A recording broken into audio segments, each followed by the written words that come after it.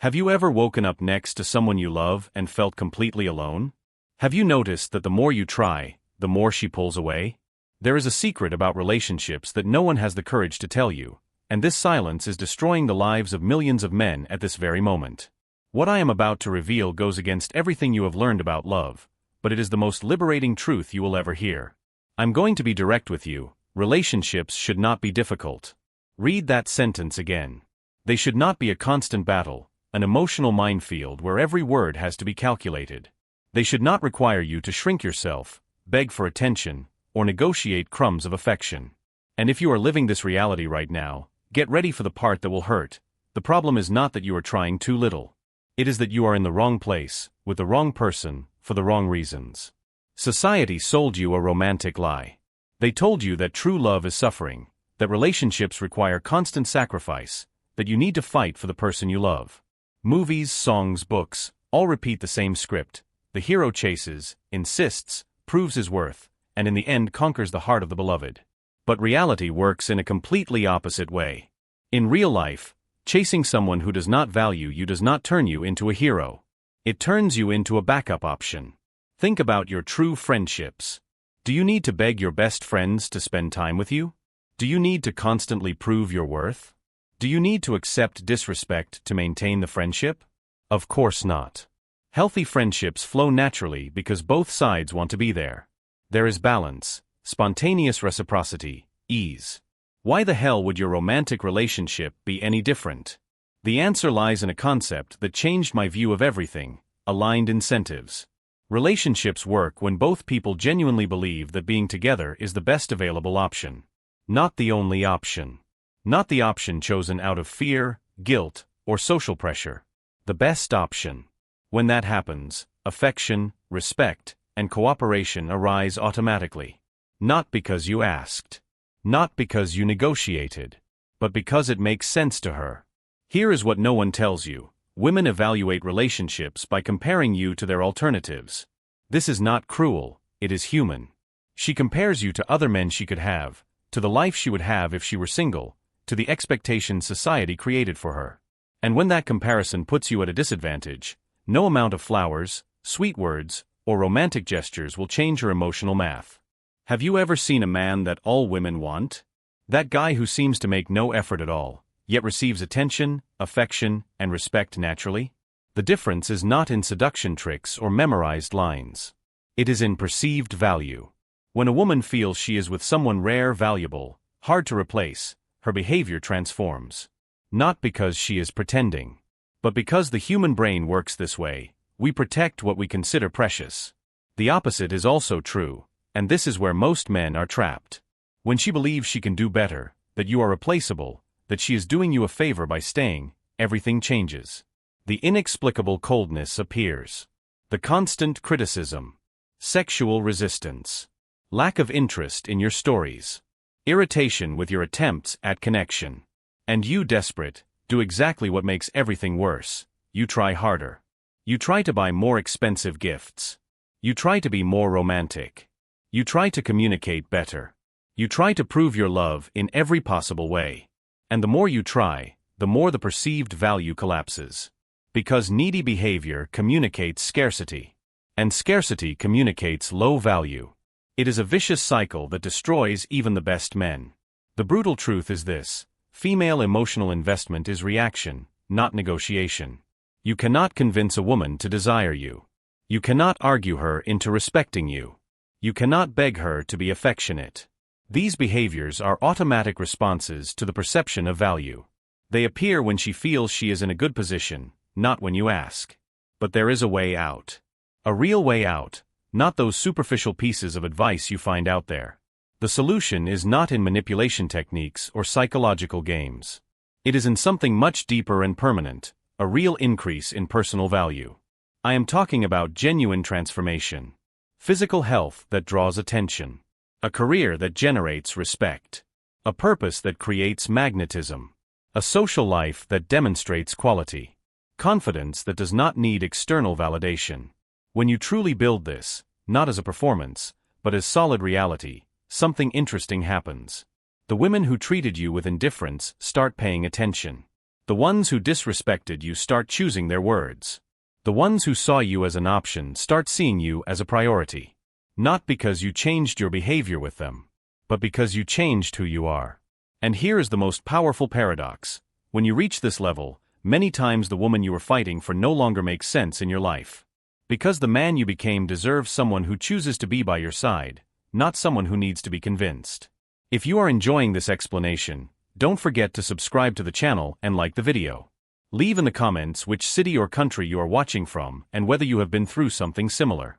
Your experience can help other men who are living this situation right now.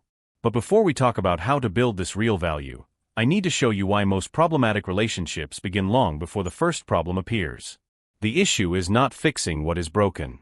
It is understanding why you chose something broken from the very beginning. Most men believe that relationships deteriorate over time, that they start out well and then get worse. But the truth is much harsher. Most bad relationships were doomed from the start. The problem did not appear after months or years. It was there from day one, disguised by initial passion, novelty, and the hope that it would be different. Why did you choose her? Think with absolute honesty. Was it because she truly valued you? Because you had genuine compatibility? Because the incentives were aligned from the beginning? Or was it because she was attractive? Because you felt lucky that she chose you? Because you were afraid of being alone?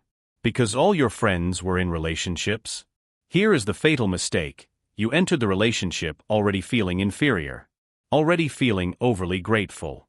Already accepting less than you deserved because you believed you could not demand more. And she noticed that. Not consciously, perhaps. But she noticed. And when a woman feels from the very beginning that you consider yourself lucky to be with her, the power dynamic is already established. Selection matters more than repair. You can be the best mechanic in the world, but you will not turn a Beetle into a Ferrari. You can be the best gardener, but you will not make a rose grow in poisoned soil. And you can be the best partner in the world, but you will not make a relationship work with someone who fundamentally does not see you as her best option. This is the part that hurts the most. All those problems you believe can be solved with more communication, more couples therapy, more effort on your part, are actually symptoms of a structural problem. You were never supposed to be together. Not because you are bad people, but because the emotional math never added up. I'll give you a practical example. Imagine a job where you are constantly undervalued, where your efforts are not recognized, where you have to beg for basic respect. How long would you stay in that job? You would probably leave as soon as you found something better. Now imagine that in that job you are also in love with your boss. Then you stay for years, decades, accepting crumbs, believing that one day things will get better. Do you see the trap? Relationships work with the same logic. When someone feels they are in a bad position but believes they cannot get anything better, they stay. But they stay miserable. They stay resentful. They keep track of every unrecognized effort. They wait for the other person to change. And they never do. Because the problem is not behavioral. It is structural. Now comes the part that will either set you free or destroy you, depending on your reaction. You are not mistreated because you love too much. You are mistreated because you accepted less than you are worth. Read that again. Let that sentence hammer into your mind until every cell of your body understands it.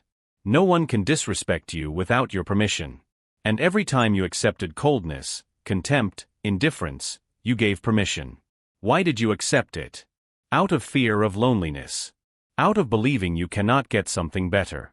Out of emotional dependence. Out of having invested so much time that leaving felt like a waste. Out of believing that true love means enduring anything. All these reasons come from the same place, a scarcity mindset. Men with a scarcity mindset operate from fear. Fear of losing the only woman who showed interest. Fear of starting over. Fear of growing old alone. Fear of confirming the secret suspicion that maybe they are not valuable enough. And that fear contaminates every decision, every interaction, every attempt at connection. When you operate from fear, your behavior changes in subtle but devastating ways. You avoid necessary conflicts. You accept disrespect disguised as jokes. You ignore obvious red flags. You justify unjustifiable behavior. You put her needs above yours every time. And you call it love, when in reality it is fear in disguise. The cruel irony is that this behavior, born from the fear of losing, is exactly what guarantees that you will lose. Because while you are operating from fear, she is perceiving that fear. And fear communicates low value more powerfully than any words. You can say you are confident, successful, valuable. But if your behavior screams desperation, it is the behavior she will believe. There is a reason why men who do not care as much get better results in relationships. Not because they are insensitive, but because the absence of fear communicates abundance. It communicates that they have options. It communicates that staying is a choice, not a necessity. And choice has value. Necessity has a price. But here's the problem with trying to fake that attitude: it does not work.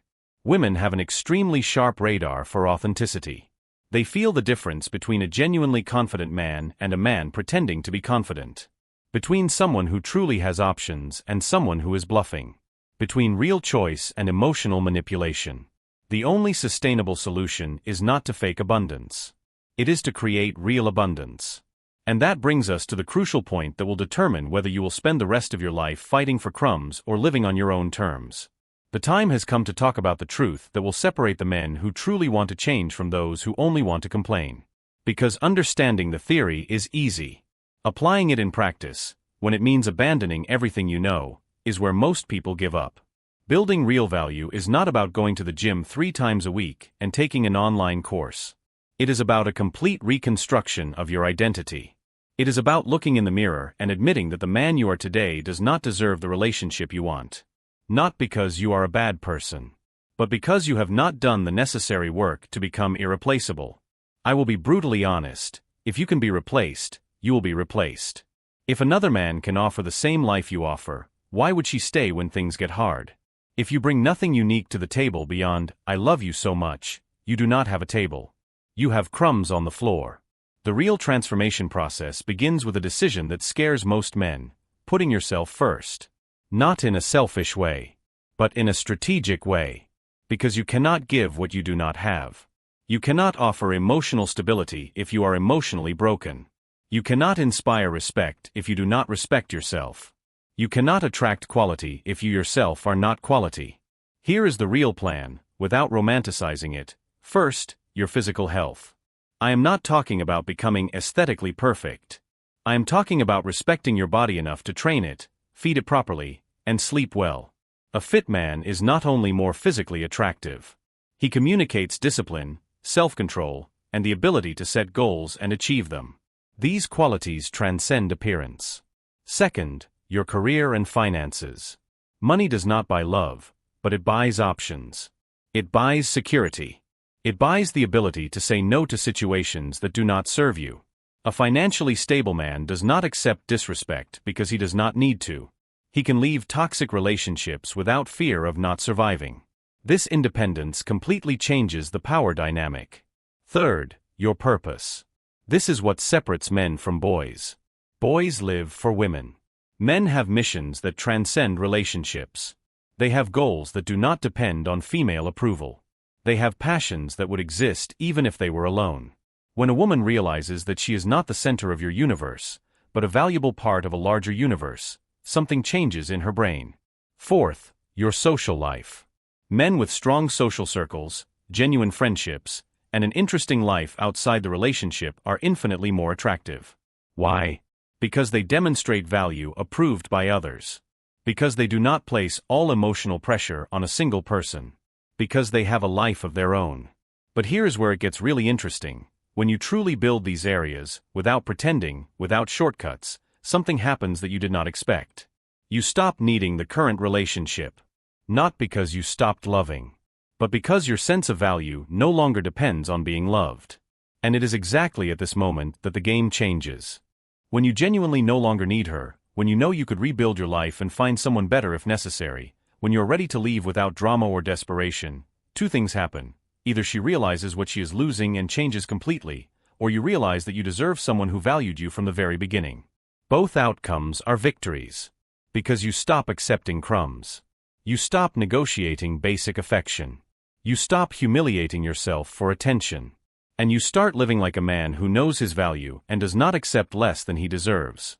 But there is a crucial detail that most people ignore. This process does not happen in weeks. It does not happen in months. Real transformation takes years. And this is where you need to make the hardest decision of your life. Do you stay in the bad relationship while you rebuild yourself, knowing that every day is another day accepting disrespect? Or do you leave now, face loneliness, and rebuild yourself in peace? There is no universal right answer. But there is a question that gives you the answer. If you had the value you are trying to build, would you stay with her? If the honest answer is no, you already know what you need to do. You are just postponing the inevitable. Here is the final truth about keeping any woman in a relationship. You do not keep anyone. You become someone she does not want to lose. You build a life so solid, so interesting, so valuable, that she wakes up every day knowing she is with someone rare. Someone who could have other options, but chooses to be with her. And that conscious choice, coming from a man of value, is worth more than 1,000 desperate declarations of love. The mistake is thinking that you can manipulate this outcome. That you can use psychological techniques to make her value you without actually being valuable. That you can create the illusion of abundance without having real abundance. You might even fool her for a while. But long-term relationships reveal the truth. They always do. So the question is not how to keep a woman.